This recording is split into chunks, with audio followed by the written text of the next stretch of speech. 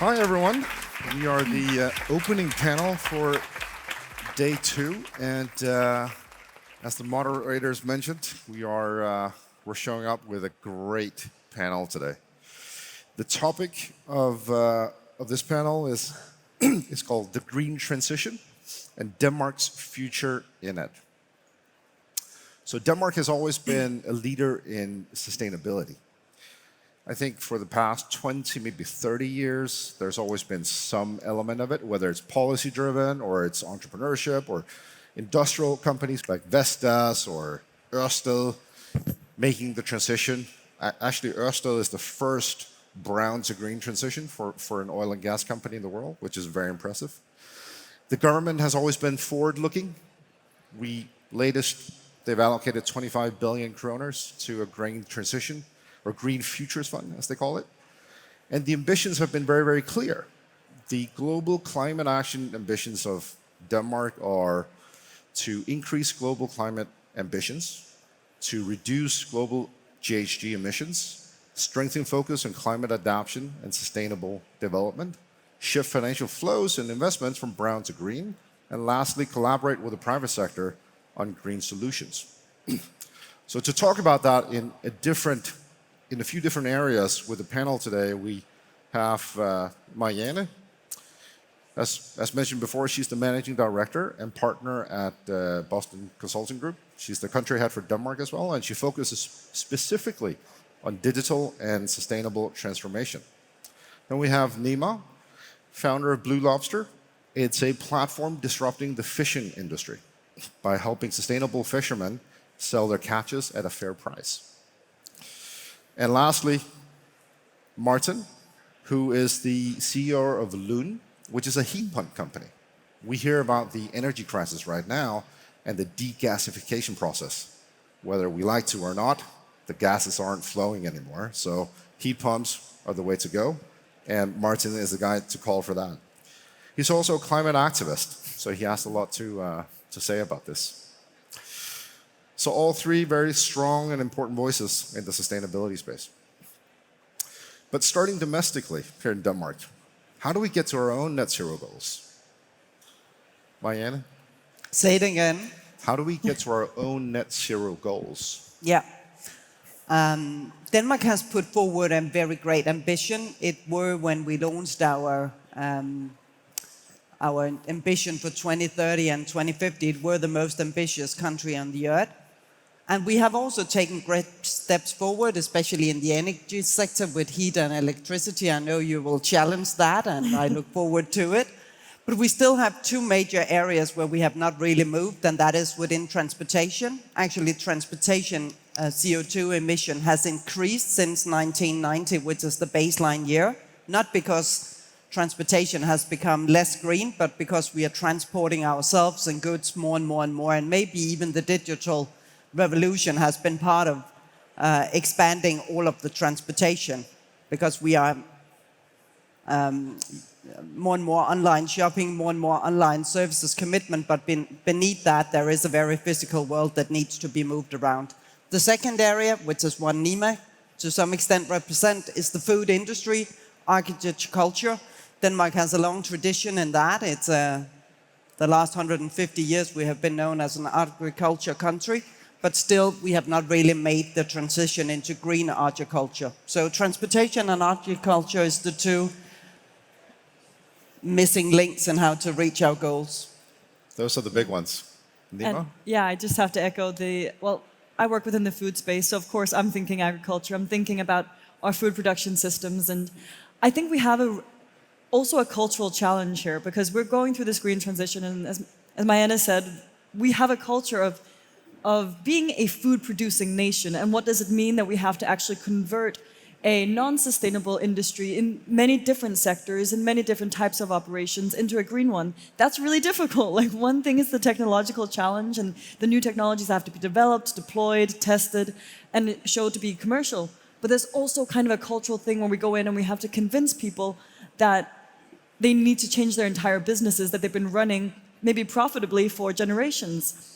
And that's tough. And we need to find a way to, one, talk to people in a proper way that makes them want to transition, And two, we have to create some economic pathways that make it possible for people to go into that, make the investments that it takes, and use that effort. Because if we just kind of click the switch tomorrow and say we just need to turn everything around now, we're going to lose a lot of people, and I'm scared of the backlash that's going to come from that. But we don't have time to wait, so we just need to start making those pathways right now.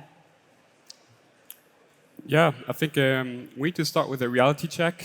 I was checking this morning the Danish statistics, and if you include the biomass burning and the international transport in our statistics, we've actually increased our carbon emissions since 1990. So I think we need to start by, before looking sector by sector, by acknowledging the reality is that the way Denmark has been looking at their emissions has been maybe not as transparent and not as we should be looking at our emissions. And then, yes, we need a dramatic change of pace.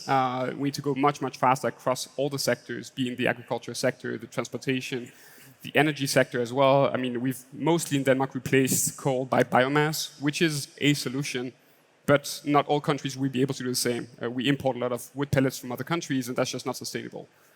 So, in general, I think there's going to be a lot of changes, and it's going to be, as you say in Danish, a lot of small streams to make a big, big river, and I think we'll need a lot of that. So look through the entire economy, look at the, the cultural behavior, etc. Otherwise, we won't make it. But how do we change that? I mean, there are lots of areas, but if we just focus on transportation, food, energy as three big areas, how do we actually make that shift? I mean, wealth creation, living standards have gone up since the 90s, right? We talk about, eating more healthy, eating less red meat, and so on and so forth. But is that enough? Is there something else that we actually need to do? Do we need a radical shift to actually reach this? Or is this just a nice discussion topic? I think everybody here at the TechBBQ agrees that it's not just a nice topic for a discussion. It is something that requires action, and it requires action now. But why has it not happened yet? We have known this for so long, and it is very clear that the green consumer, none of us seems to be really willing to make these changes in how we live. People agree, yes, we want green transition. We see it's a top topic for all voters every time there is an election. But when it comes to make real changes in our daily lives, there is not a lot of willingness. And that's why we need startups, we need innovators, because people want to continue to transport themselves around the world. People want to continue to buy goods from around the world. So we need to find a way to crack pretty soon how to do it sustainable. And it's the same with food. We have known for many years that to have a lot of meat into our digestion is not good for environment. It's maybe even not good for us as human beings, but still we consume so much meat. So we need to find ways to do it in a sustainable way. Yeah. Yeah, and I think to that, I'm going to be even more skeptical that I think the longer I spend in this, the less I believe that the average consumer is going to change their behavior just because it's the right thing to do. Yeah.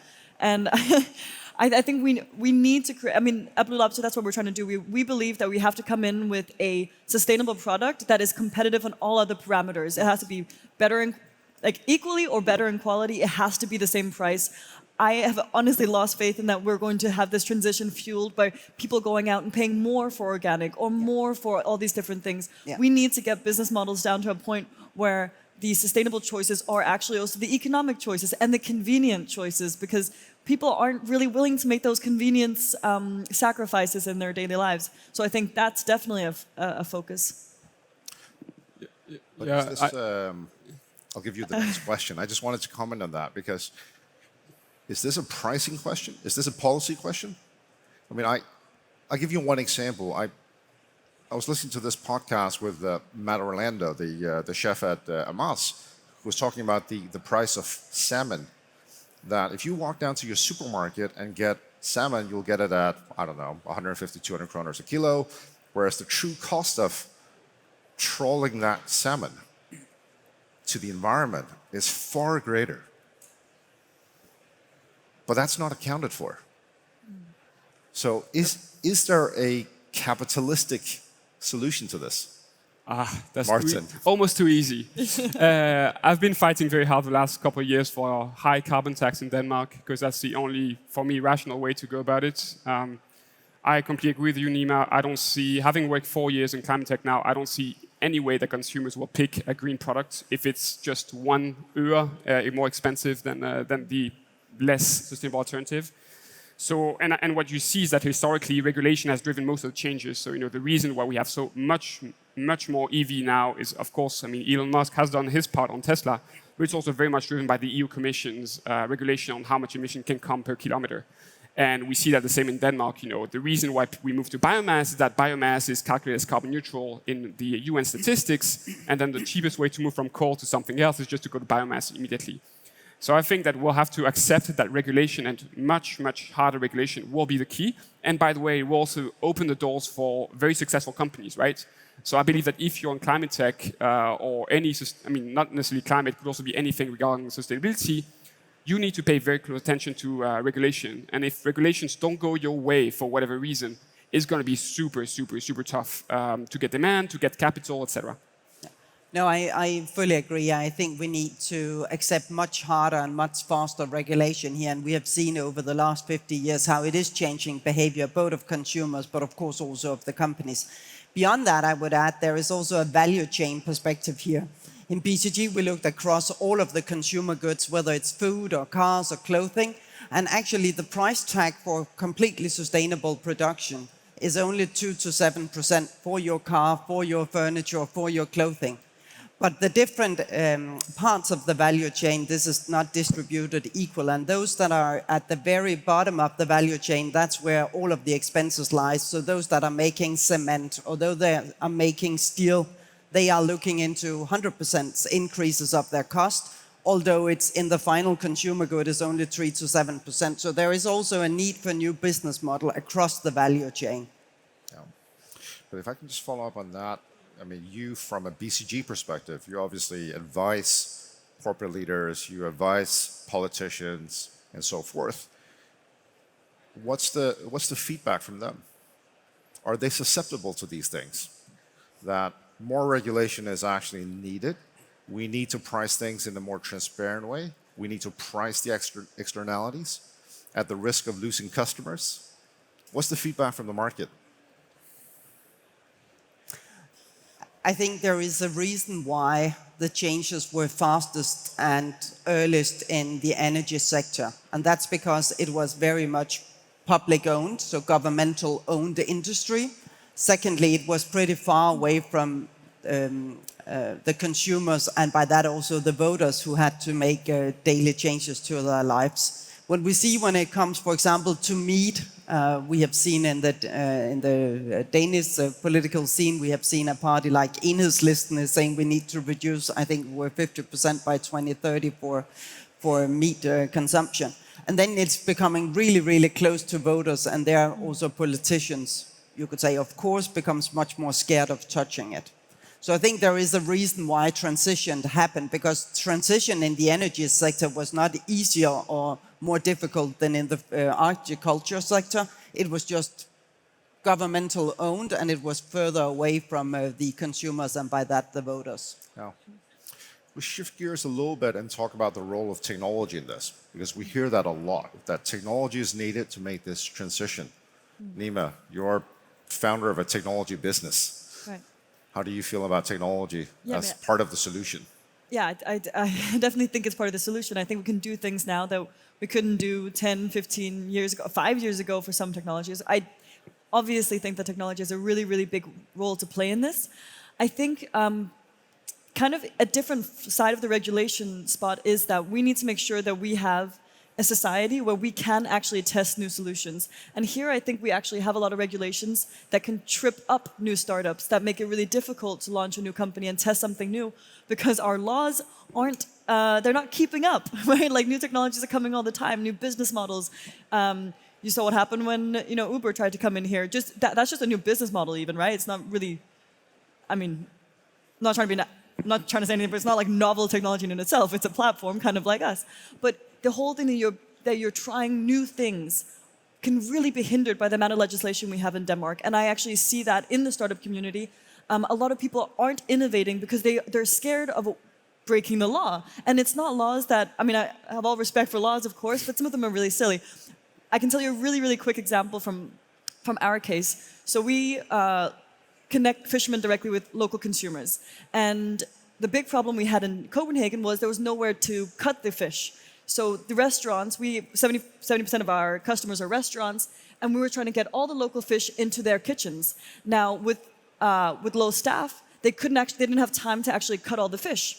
So what are we going to do? There's no production facilities on all of this island. You have to go to Jutland. So we asked the fishermen, can you guys cut the fish? Can you just skin them, put them in a box and send them the way you would do with the whole fish? And the fishermen said, yeah, absolutely. We could pay them more than twice the price than we would for a whole fish because it was processed.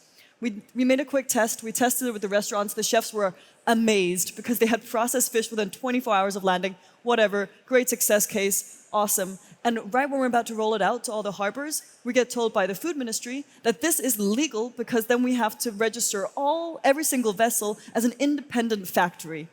And every single fisherman would have to run a factory set up with a different CVR number and everything like that. Now, I have total respect for the fact that we need systems, but this actually stopped us from rolling something out that would have put more money in the pockets of local fishermen that are having a hard time surviving. And you can see this also on more like technologically advanced places, things where we don't have legislation that can encompass the new technological advances that we have. And I think we really need some kind of flexibility within that. I wish we had some kind of like a task force within the ministries that we could just call and say, hey, can we do a 3-month test period where we don't have to worry about this one law from 50 years ago? Because then we can test something out and then afterwards we'll figure out how to fit into the legislative system. Because I think the current laws are actually blocking innovation that they never meant to block. No, and that reminds me of another silly example. For example, in Denmark, you have a deduction in your tax if you have more than X kilometers per day to work.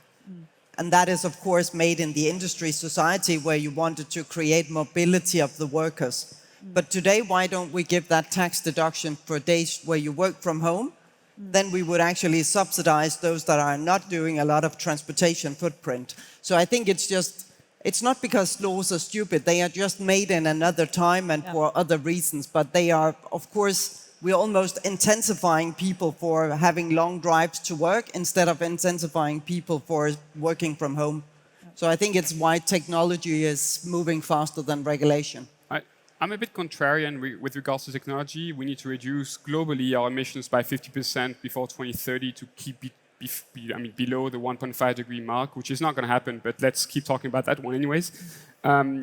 What you see is that AI and whatever blockchain, the new technologies, will play a minor role, and that comes from reports, from BCG, from McKinsey, from the IPCC, etc. I think we need to rely much more heavily on the existing technologies and roll them out much faster. And there, I think actually technology has very little to do. It has to do more with the plumbers, the electricians that need to put up the heat pumps for my specific case, or needs to be at how do you scale up very fast the production of battery technology for the EVs. How do you go much faster? I mean, something as concrete as build more ships to put wind turbines up in the middle of the sea. And so it's very much more practical things. And I believe that, all the fancy new technologies that politicians and that probably a lot of people in the tech scene like to talk about will be relevant, but it's not immediate. It's going to be relevant, when we're looking for the last percentages, when we are almost close to being net zero and need to get the last few megatons away. Then I think that's where the incremental optimization game will play a role, and where AI and, again, all the new fancy technology that politicians like to talk about will be relevant. But short term, I think we need to be a lot more pragmatic and rely on what we already have on the menu instead of wait for stuff that may happen, that we cross our fingers will happen. That's at least what I hope. I think otherwise it will be very complicated differently. Yeah. Good points. But the startups within the green startups are also more diverse and by that more difficult than the traditional tech startups just like 5 or 8 years ago. We had a green startup cup in BCG together with Vækstfonden and Antler last month, and I was pretty amazed to see these green startups, but also the complexity of them because they are combining digital and technology elements, but with very physical elements also.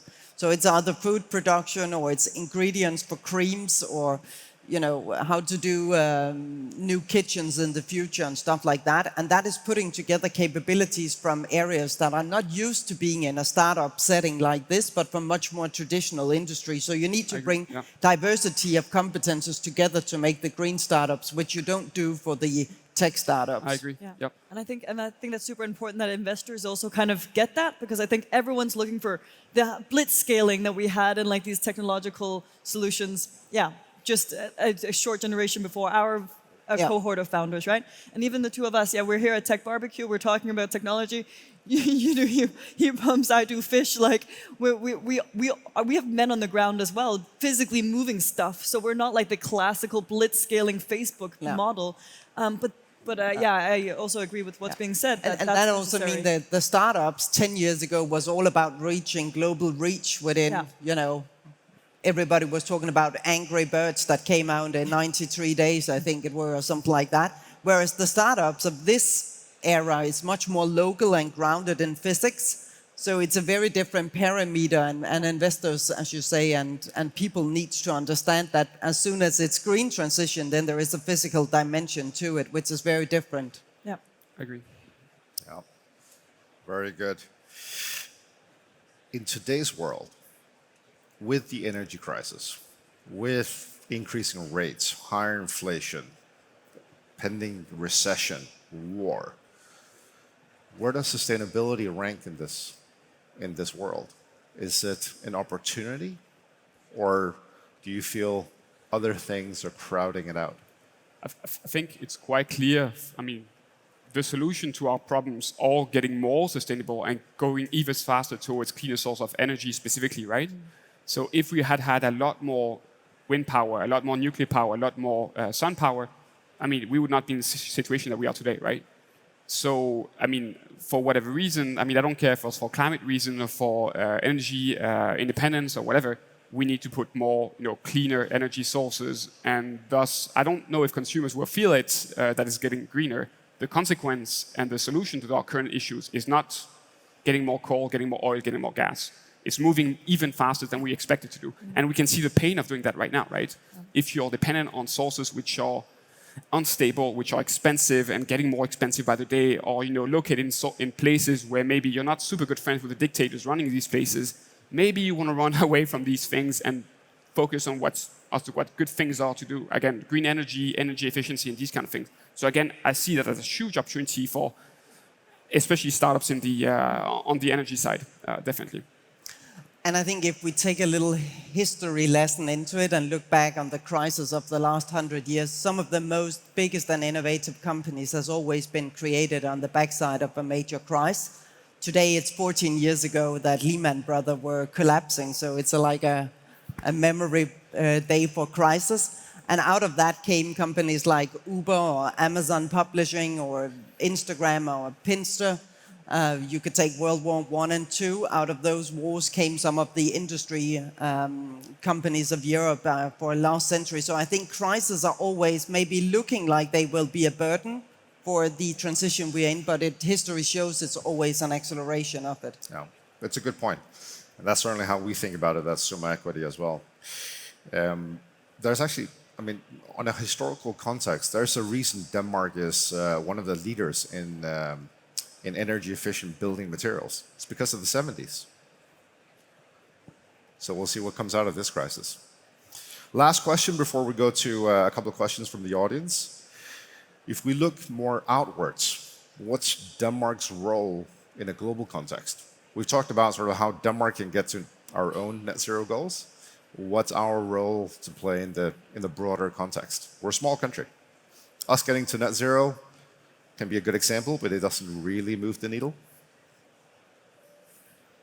I think our policies showing that we can go from a developed country with very high carbon footprint per capita to being a country that is now a very wealthy country with a very low carbon footprint per capita, with clever use of regulation, is our main strength. Because that's again where we create the next giga companies, being the large Danfoss, etc., were created on the backside again of crisis 30, 40 years, 50 years ago. And that's the opportunity we have right now. So the government and companies, etc., would need now to accelerate even more than they've done in the past couple of years. So that's where I see the huge opportunity for Denmark to become extremely wealthy on the backside of this crisis.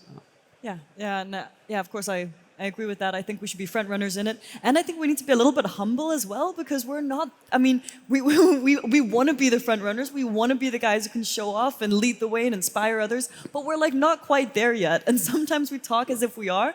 I mean, we would use 3 Earths if the Danish population was to consume the same globally. And I think something that's coming up a lot that I also know you're quite involved in is the whole agricultural debate. I think we have a feeling that like, oh, if we stop producing agriculture here now the way we do, the whole world will just pollute even more.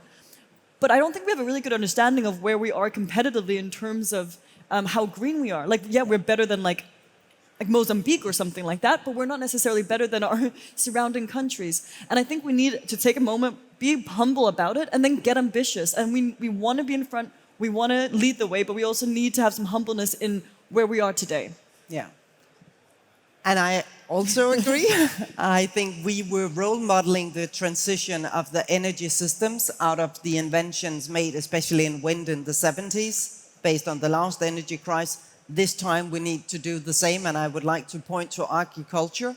I think it is almost our obligation as one of the countries that were inventing modern farming. And secondly, also transportation. We have some of the world's largest companies within transportation in Denmark, so it is also a place for us to put forward and role model how a developing country is actually making a transition from the front. Yeah, very good points. I'll make a slightly different point to that, but I don't disagree with you, which is, if you think about the opportunities that we have in front of us, is really, we can afford to take the tough choices as a society. Yeah. We're a small country where we have a wealthy population and we have good access to technology. We can take the choices that are actually hard to take in a bigger country. If you look to the Norwegian side as an example, the electric vehicle penetration in Norway is around 14% of the car park. It's the highest in the world by far. That could have been Denmark. But we sort of gave that away. And what that meant for the Norwegian ecosystem is a lot of technologies and startups are coming out of that, associated to the infrastructure of EV, charging, energy transition, that we don't see here yet, because the infrastructure is now upgraded to a certain point. So I think we can think in a little bit more of a sort of a process thinking. What can we do if we want to be a technology leader in green? What should we start to do now to facilitate that? Not as a one-stop shop, but as a little pebble rolling down the hill. I actually, just as a comment, I actually think that one of our biggest assets as a country is the level of trust we have, the trust in our regulators, politicians, and in the community and per se, which is very important when you go through transformations. Trust is like the secret sauce when you have to do a transformation. And I think that is our real asset, and why we can be a role model society to show how you can lead the way here and do some of these changes to how we live and work and govern our country. Yeah. All right, I think we have time for 1 or 2 questions.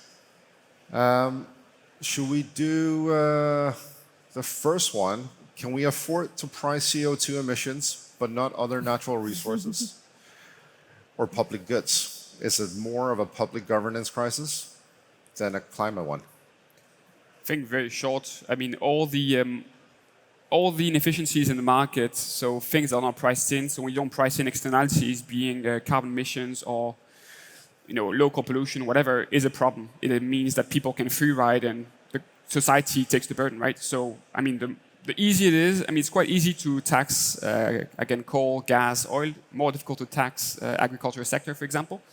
But yes, it would be much faster, much easier for everyone if we just tax things instead of trying to go and do small legislation here and there. Yeah, I also think I think it's a fair question, and I think it's an interesting one. And I think we have, like, coming from the fishing industry, we also have other issues that aren't